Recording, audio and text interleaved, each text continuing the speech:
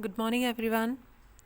तो हमने कल के पार्ट में रीड किया था कि मुगल्स का जो ट्रेडिशन था सक्सेशन का वो क्या था, और हमने जाना था कि प्राइमोजेनिचर क्या होता है और कॉपर्सिनरी क्या होता है। तो आज के पार्ट में हम स्टार्ट कर देंगे topic Mughal relations with other rulers, कि दूसरे रूलर्स के साथ मुगल्स के किस तरह के रिलेशंस थे इंडिया में। Take a look at table 1. Once again, you will notice that the Mughal rulers campaigned constantly against the rulers who refused to accept their authority. But as the Mughal became powerful, many of other rulers also joined them voluntarily. तो हुआ क्या कि अगर आप table 1 को ध्यान से देखें तो आपको दिखेगा कि मुगल्स ने अलग अलग रूलर्स के ख़िलाफ़ जो है कैंपेन्स चलाए हैं और उनको अपने राज्य में मिलाने की कोशिश की है समय समय पर। बट ऐसा भी हुआ है उसके बाद जब मुग़ल अथॉरिटी बहुत ज़्यादा पावरफुल हो गई थी तो कुछ एक रूलर्स ने मुग़ल अथॉरिटी को अपनी इच्छा से ज्वाइन करना शुरू कर लिया था। यानी मुग़ल्स जो है बहुत पावरफुल हो गए थे तो कुछ रूलर्स जो छोटे छोटे राजा थे उन्होंने वॉलंटरली अपने आप ही मुग़ल अथॉरिटी को मान लिया था, उनके अंडर आ गए थे। The Rajput are a good example of this. Many of them married their daughters into Mughal family and received high position, but many resisted as well. तो बहुत सारों ने रिलेशंस रखने शुरू कर दिए थे मुगल्स के साथ, अपनी बेटियों की शादी मुग़ल फैमिली में करनी शुरू कर दी थी, और बट कुछ ऐसे भी थे जिसने इसका विरोध किया था और वो मुग़ल अथॉरिटी को नहीं मानना चाहते थे। The Sisodia Rajputs of Mewar refused to accept Mughal authority for a long time. तो मेवाड़ के सिसोदिया राजपूत थे, उन्होंने मुग़ल अथॉरिटी को बहुत लंबे समय तक नहीं माना। And once defeated however they were honourably treated by Mughals, और जब वो हारे युद्ध में तो मुग़लों के द्वारा उनको बड़ी ही रिस्पेक्टफुली ट्रीट किया गया। हालांकि वो युद्ध में हार गए थे बट मुगल्स ने उनको इंसल्ट नहीं किया, उनको बहुत ही रिस्पेक्टफुली ऑनरेबली ट्रीट किया। Given the lands back to the assignments, और उनको उनकी लैंड को वापस कर दिया गया और उनको बोला गया कि ये लैंड आपकी ही है, आपको सिर्फ क्या पे करना है, इसका टैक्स हमें। The careful balance between the defeating but not humiliating their opponents enabled the Mughal to extend their influence over many kings and chieftains. तो हो क्या रहा था कि वो हरा तो रहे थे राजाओं को, बट उनका ये जो एटीट्यूड था कि वो किसी को ह्यूमिलेट नहीं कर रहे थे, किसी को डिसरिस्पेक्ट नहीं दे रहे थे, तो ये जो है राजाओं के बीच मुग़लों का काफ़ी ज़्यादा इन्फ्लुएंस बढ़ गया। उनको लगा कि मुगल्स कैसे भी हों हराते हैं बट ऐसे किसी को ह्यूमिलेट नहीं करते, किसी की डिसरिस्पेक्ट वो नहीं कर रहे थे। But it is difficult to keep the balance at all the time. लेकिन ये जो बैलेंस था कि जो वो अपने ओपोनेंट्स को हराते थे और उसको रिस्पेक्टफुली दोबारा से अपनी अथॉरिटी में मिला लेते थे, तो ऐसा जो है सभी मुग़लों के टाइम में नहीं चला। क्योंकि औरंगज़ेब का अगर हम स्पेशली देखें तो औरंगज़ेब ने काफ़ी सारे ऐसे दूसरे रूलर्स थे जिनकी इंसल्ट की थी, और इसी कारण जो है काफ़ी सारे जो क्षेत्र हैं उसके हाथ से छूट गए थे। To look at table 1 against the note that Aurangzeb insulted Shivaji when he came to accept Mughal authority.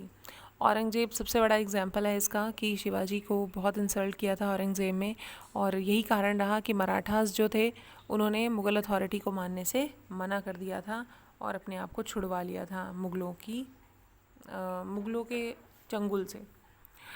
What was the consequence of this insult? और इस इंसल्ट के कॉन्सिक्वेंस जो थे, जो रिजल्ट्स थे, वो मुग़लों को भुगतने पड़े थे। तो नेक्स्ट है मनसबदार एंड जागीर्स। क्या होती हैं मनसब और क्या होती हैं जागीरदार, वो हम रीड करेंगे। As the empire expand to encompass different region of Mughal recruited diverse body of people from a small nucleus of Turkish nobles.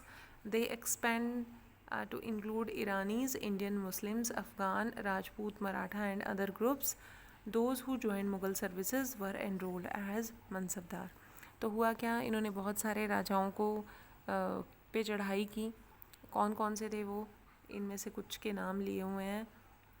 जो ईरानीज़ थे उनको हराया, मुस्लिम्स को कुछ एक इंडियन मुस्लिम्स थे रूलर, उनको हराया। उसके बाद अफ़गान्स, राजपूत्स, मराठास और ये सारे ग्रुप्स ऐसे थे जिनके साथ ये कंटिन्यूली कोई ना कोई मैं कहूँ कैंपेन्स चला कर रखते थे ताकि इनके राज्य को अपने राज्य में मिला सकें।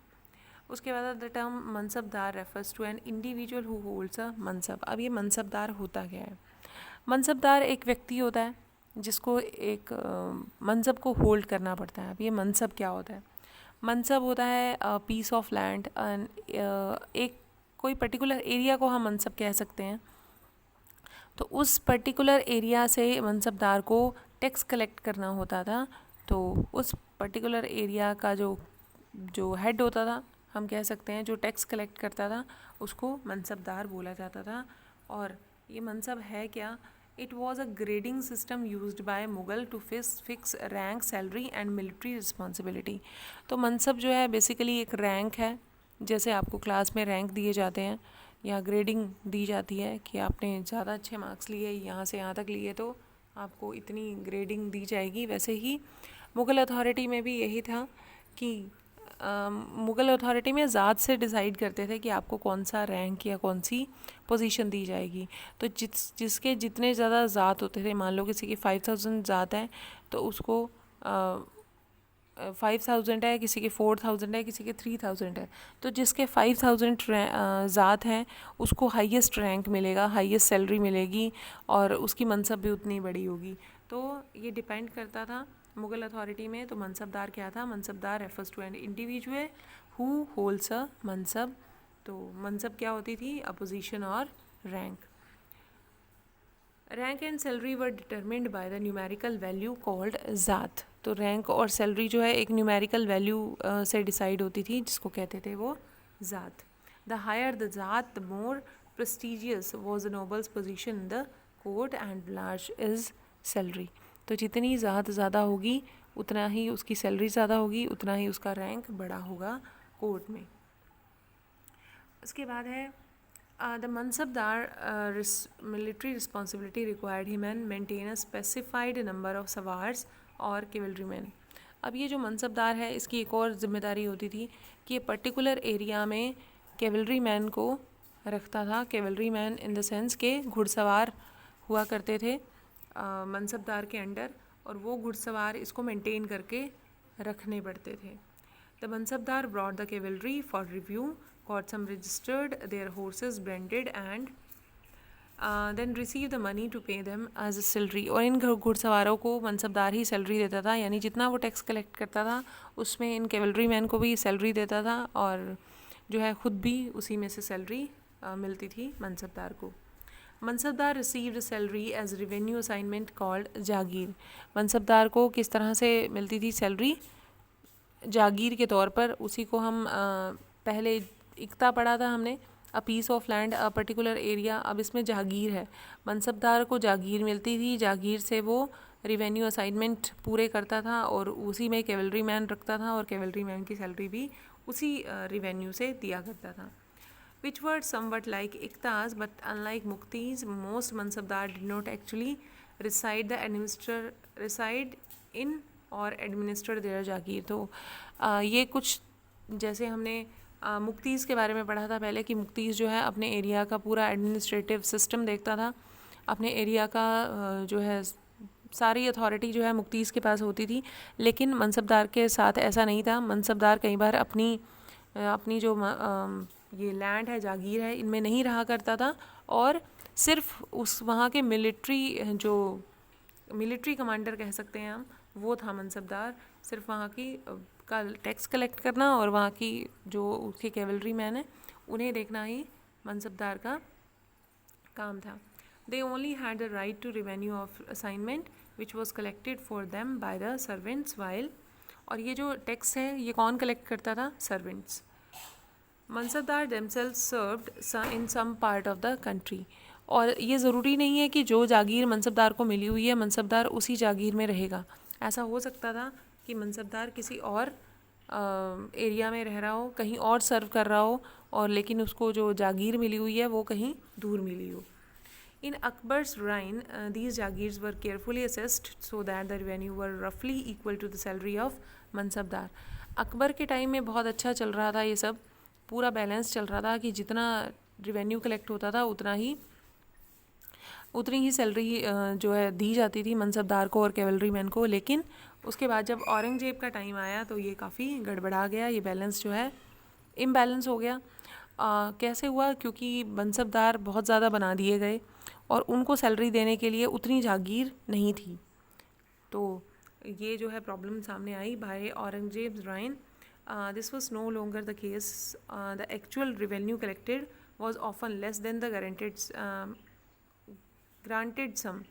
There was also a huge increase in the number of mansabdars, which meant that long wait before they receive a jagir. These and other factors created a shortage in the number of jagir. As a result, many jagirdars tried to extract as much as revenue as possible while they had a jagir. तो अब होता क्या था कि जब जो है मनसबदार को सैलरी नहीं मिल रही तो जिनके पास भी जहागीर आती थी वो उससे ज़्यादा टैक्स कलेक्ट करने की कोशिश करते थे। अब इस टैक्स कलेक्शन में नुकसान किसका होता था? पीजेंट्स का, किसानों का, क्योंकि उन्हें ज़्यादा टैक्स पे करना पड़ता था। Aurangzeb was unable to control these development in the last year of his reign and the peasantry therefore suffered tremendously. तो इससे किसानों को बहुत नुकसान हुआ क्योंकि औरंगजेब ये सिचुएशन कंट्रोल नहीं कर पा रहा था। तो नेक्स्ट पार्ट में हम पढ़ेंगे ज़ब्त और ज़मींदार क्या होते हैं उसके बारे में। Chill then bye bye. Hopefully आपने ध्यान से सुना होगा।